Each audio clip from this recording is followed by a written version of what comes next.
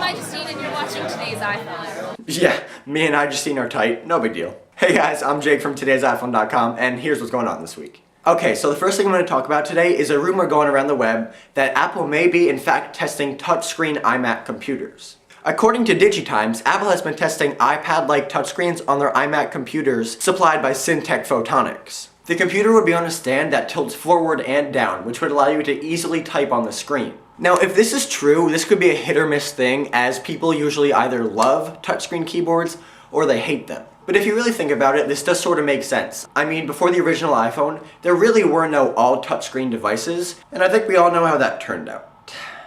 Now, some machines do already exist with touch-enabled displays, but they haven't really been a big seller up until this point, so it'd be interesting to see if Apple did put this into production, what kind of feedback they would get. What do you guys think? If Apple released a touchscreen iMac, would it be something you'd be interested in? Let me know what you think in the comment section below. Okay, now I have an interesting bit of news for anyone with an iPhone 3GS. The guys over at 9to5Mac did a bit of digging in the newest release of the iOS 4 SDK, and they found something that could indicate iPhone 3GSs getting the capability to take HDR photos. For some reason, iPhone 3GS users did not get this feature when they upgraded, even though their camera is technically capable of doing it. But it appears as though Apple has changed its mind and will offer this feature to 3GS users in the next update. What was uncovered in the SDK was an extra icon for HDR photos. There's one labeled 2X iPhone, which is for the Retina display, but there's also one labeled just iPhone. Seeing as the iPhone 3GS is the only iOS device capable of taking HDR photos without a Retina display, it seems pretty clear that Apple will indeed enable this feature. Okay, next we have an awesome tip from Daniel about how to create playlists directly on your phone. This is another one of these new features in iOS 4 that is really cool, but a lot of people don't know about it. So definitely check that out. And also, you should follow him on Twitter, or...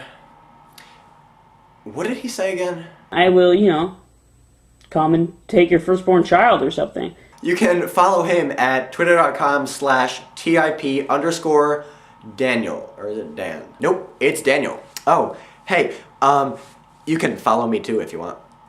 And you can come and ask me questions and I'll answer them, or you can just let me know how much you like my haircut. Moving on, the Wall Street Journal is reporting that Dell is working on a line of tablets to compete with the iPad. A little competition is always good, so hopefully some other companies get on board and provide some. I mean, have you seen the Dell Aero? And that's all I'm gonna say about that. Speaking of some worthy iPad competition, the BlackBerry Playbook was announced this week. This device features a 1 GHz dual-core processor, a gig of RAM, a camera on the back and the front, and Adobe Flash 10.1 support. This thing definitely has some crazy specs, and it's certainly going to give the iPad and the Samsung Galaxy Tab a run for their money. One thing I think BlackBerry could have done better with this device is the design. To me, it looks like a digital picture frame, but that may appeal to some people. Personally though, I like the iPad. Should be out sometime in early 2011.